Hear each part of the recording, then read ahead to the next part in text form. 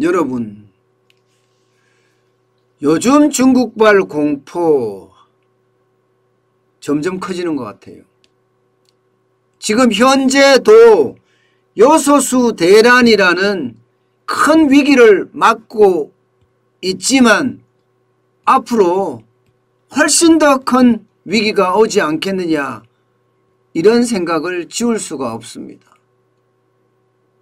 그만큼 말입니다. 과거 사드 보복 같은 그런 제2의 사드 보복이 터지지 않을까, 그래서 우리 경제가 또 한 번 추락하지 않을까 하는 공포가 산업계에는 점점 서려가고 있습니다. 서려가고. 어떻게 생각하면 자칫 잘못하면 큰 위기가 올지도 모른다는 그런 두려움에 빠지기도 합니다. 제가 말하는 것이 아니라 그런 단서가 있습니다. 자, 여러분 이걸 한번 보세요.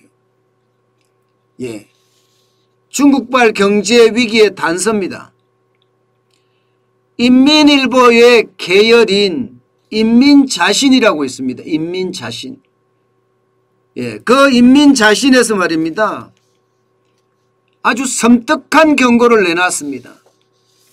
중국에 대항하면 해를 입게 될 것이라고 경고했습니다. 여기에 한국이라는 단어를 분명히 썼습니다. 한국이나 미국이 세계 공급망에서 중국이 가진 중요 지위를 분명히 인식해야 된다. 만약 서방 국가가 집요하게 중국에 대한 대항을 추구한다면 반드시 자신에게 해를 입히게 될 것이다. 이렇게까지 이야기를 했어요. 이렇게까지. 이것을 보면 여러분, 결국 중국은요, 요소수를 가지고 사드 보복 같은 그런 참혹한 상황을 만들어내지 않을까 두려워할 수밖에 없는 겁니다. 과거 일본이 또 그랬죠. 폴리미드나 불화수소나 이런 걸 가지고 우리 국가를 협박했던 거와 마찬가지로, 또 성주에 사드 기지가, 미군 사드 기지가 선다는 이유로 사드 보복을 했을 때와 마찬가지로 지금 중국은 대한민국에 대해서 또 보복하지 않을까, 그런 생각을 할 수밖에 없습니다. 게다가 말입니다, 여러분, 요소수와 관련돼서도 지금 우리가 중국에 절대적으로 의지하고 있다는 걸 알거든요. 중국도 거의 요소수의 90% 아니 거의 100%라고 이야기할 만큼 요소를 중국으로부터 수입하거든요. 그리고 우리나라에서 지금 대란이 터졌다는 것도 다 알고 있습니다. 그런데도 불구하고 중국은 지금 수출 제한 품목에다가 요소를 집어넣고 있어요. 다시 말해서 대한민국, 너네들 내 말 듣지 않으면 나 요소 안 줄 수도 있어, 뭐 이런 생각을 할지도 모르겠지요. 게다가 지금 대한민국이 지금 현장까지 굉장히 어려워지는 상황까지 알고 있는 상황이잖아요. 그러니 얼마나 우리는 절실하겠습니까? 절실하면 어떻게 돼요, 여러분? 요구사항을 들어줄 수밖에 없는 그런 구조로 가고 있어요. 게다가 말입니다, 여러분, 와우, 이거를 보면 더 심각해집니다. 반도체 공급망에 대한 재편, 중국이 굉장히 반발하고 있거든요. 여러분도 알다시피 조 바이든 미국 대통령이 삼성전자와 SK 하이닉스에 쉽게 말하면 영업 기밀을 내달라 이렇게 요구를 했습니다. 그러니까 삼성전자나 SK 하이닉스도 결국 못 이기고 영업 기밀을 제출을 했습니다. TSMC가 제출하는 것처럼 말입니다. 조 바이든 예, 미국 대통령이 제출하라니까 여기에 이제 겁을 먹은 거죠. 어쩔 수 없이 제출했어요. 그런데 문제는 그 제출한 내용에 예, 영업 대상이 있을 거 아니에요. 중국의 어떤 기업에 얼마만큼의 D램과 낸드 플래시 메모리를 예, 공급하고 있다. 이런 내용 다 포함되어 있을 거 아니에요. 영업 기밀이니까. 그러니까 중국이 아주 극렬하게 지금 반대하는 모양새로 나가고 있어요. 반대하는 모양새로. 너네들은 쉽게 말하면 삼성이죠. 삼성 SK한테다가 너네들은 예, 그런 중요한 정보를 미국에 넘기면 되느냐 하고 엄청 반발하는 거죠. 그러니까 중국에 있는 지금 인민일보의 계열사뿐만 아니라 예, 현지의 매체들까지도 지금 나서서 예, 요소수를 가지고 대한민국과 협상해야 된다는 이야기까지 나오고 있는 겁니다. 쉽게 말하면 조 바이든 대통령이 대한민국은 분명히 반도체 공급망 재편에서 미국 편에 서라 이렇게 요구했는데 반대로 중국에서는 무슨 소리냐 나 그러면 수입 안 하겠다 요소수 안 주겠다 하면서 예, 압박을 지금 가하고 있는 모양새다 이렇게 보이는 거죠. 실제로 말입니다. 중국의 베이징 소식통들 매일경제가 보도한 걸 보면요. 제2의 사드 보복 같은 피해를 당할까 우려된다 이렇게까지 지금 이야기하고 있습니다. 삼성전자와 SK하이닉스가 중국 기업의 어떤 영업 정보를 미국에 넘겨줬다는 이유가 말입니다. 결국 피해를 입은 기업은 중국 기업이다.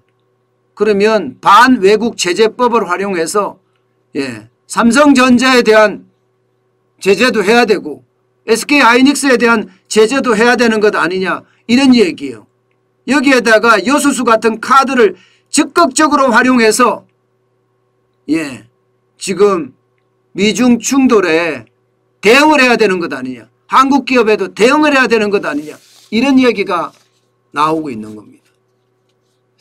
예상했던 것보다가 여러분 엄청 충격적이죠. 요소수 하나만 놓고도 지금 이렇게 충격적이 됩니다. 그런데 문제는요. 지금 우리가 중국에 의존하고 있는 게 너무나 많다는 거예요. 너무나. 대한민국이 전 세계로부터 수입하는 예, 주요 수입 제품이 한 12,000개에서 13,000개 사이가 됩니다. 그중에 특정 국가한테 80% 이상 수입하는 그 품목이 한 3,500개 선 정도 됩니다. 3,500개. 여기에 상당량이 아직까지 제대로 파악도 안 되고 있어요. 이게 산자부가 파악을 못하고 있는 것 같아요. 이 정도만 파악되어 있고요. 국가별로는 제대로 파악이 안 돼 있는 것 같습니다. 상당량이 중국에 의존하고 있습니다. 중국에. 3,500개 가량 되는 품목 중에 상당량이 말입니다. 그도 그럴 것이 중국이 가까이 있죠. 중국이 값이 싸죠. 물류비가 적게 든다는 이야기죠. 그러니까 기업 입장에서는 손쉽게 중국에 손을 벌려서 수입을 해왔던 거나 다름이 없습니다. 그러다 보니까 중국의 의존도가 너무나 높은 거예요. 너무나. 높아도 이렇게까지 높을까 싶을 정도로 말입니다. 여러분 보세요. 마그네슘이나 인곳은 100%입니다. 100%. 예. 지금 우리가 요소수 대란이 일어난 요소 이것도 97.7%나 되죠. 영구자석은 86.2%. 리튬 있죠. 리튬. 예, 수산화 리튬은 83.5%를 중국에 의지하고 있습니다. 이것뿐만 아닙니다. 이것뿐만. 예. 망간 제품 같은 경우는 99% 의존하고 있고요. 알루미늄 케이블도 97.4%입니다. 예. 게다가 아연도 강판 같은 경우 93.3%죠. 전기 강판도 82%, 흑연도 87.7%입니다. 개별 소자 반도체 부품도 76.9%예요. 엄청나게 의존하고 있죠. 자, 여러분 이것을 보면요. 우리의 주요 산업에 엄청난 타격을 준다는 거예요. 엄청난 타격을. 당장 마그네슘만 하더라도 지금 마그네슘 인구 100%잖아요. 마그네슘 괴 같은 경우야 94.5%지만 그냥 있는 대로 인곳은 100%입니다. 그러면 마그네슘이라는 게 차량용 이 스틸 철강을 만들 때 강판을 만들 때 들어가는 아주 핵심 소재입니다. 이게 들어가야지 얇게 만들 수 있고 단단하게 만들 수 있습니다. 그러면 자동차에도 타격을 줄 수 있고 조선에도 타격을 줄 수 있다는 이야기잖아요. 영구 자석은 모터에 들어가는 거죠. 모터에 들어가는데 지금 모터도 그만큼 타격을 줄 수 있다는 거죠. 리튬은요. 리튬은 전기 배터리에 들어가는 겁니다. 전기 배터리에 들어가는 리튬이 83.5%면 우리는 전기 배터리가 지금 제2의 반도체를 삼아서 나가고 있는 상태인데 리튬을 만약에 스톱하면 어떻게 돼요? 마찬가지가 됩니다. 마찬가지가. 알루미늄도 그렇고 아연도 그렇고 난리도 아닙니다. 지금. 흑연도 마찬가지. 언제든지 중국은요. 대한민국 경제를 망가뜨릴 수 있고 부러뜨릴 수 있습니다. 그야말로 잘 나가던 수출도 바닥으로 쳐놓을 수 있다니까요. 지금 그 정도로 난리도 아닌 게 지금 대한민국이 그만큼 중국에 의존하고 있다는 겁니다. 여러분 사드 보복 때 우리 경제의 타격 굉장했어요. 단기적으로도 크고 장기적으로도 굉장히 컸습니다. 그런 사드 보복이 지금 다시 올 수 있다는 것 그걸 생각하면 우리에게는 엄청난 공포입니다. 여러분 보세요. 사드 보복 때 우리가 피해를 입은 거예요. 피해를 현대경제연구원에서 조사한 내용을 보면요. 적어도 8조 5천억 정도의 피해를 입었다. 그러나 중국은 1조 1천억 정도의 피해밖에 입지 않았다. 실제 명목 GDP는 그 해 당해의 GDP를 말합니다. 당해의 어떤 생산한 재화와 서비스 곱하기 현재 가격을 말하는 거니까요. 올해 당해입니다. 당해의 명목 GDP 대비 비중은요 0.52%였어요. 0.52%. 그 0.52%가 떨어졌다는 거예요. 0.52%. 중국은 우리하고 사드 보복을 했지만 0.01% 타격밖에 보지 않았다는 거죠. 그런 측면에서 보면 이 원자재 대란, 원자재를 가지고 중국이 한국에 대해서 길들이기로 하는 것은 엄청난 충격이 될 수 있다는 이야기예요. 저는요 언제든 중국의 어떤 보복 자체가 저는 경제 위기로 이미 가고 있다고 생각합니다. 여러분 이걸 한번 보세요. 1997년의 위기, 금융위기, 2008년 9년에 그리고 코로나 위기 이런 위기들도 우리에게는 진짜 심각한 위기였지만요. 이대로 갔을 때는 중국발 경제 위기도 언제 어느 때 우리에게 큰 타격을 줄지도 모릅니다. 지금 요소수에 대한 대란은요. 여러분도 알다시피 이게 온갖 경제적 어떤 충격을 다 주고 있습니다. 서민 경제에도 기업 경제에도 가정 경제에도 국가 경제에도. 그런데 요소수 하나뿐이 아니라는 사실 때문에 우리는요 어쩌면 최악의 상황을 맞을 수도 있다. 이런 얘기까지 나옵니다. 물론 대한민국이 그 정도로 허약하지는 않을 거예요.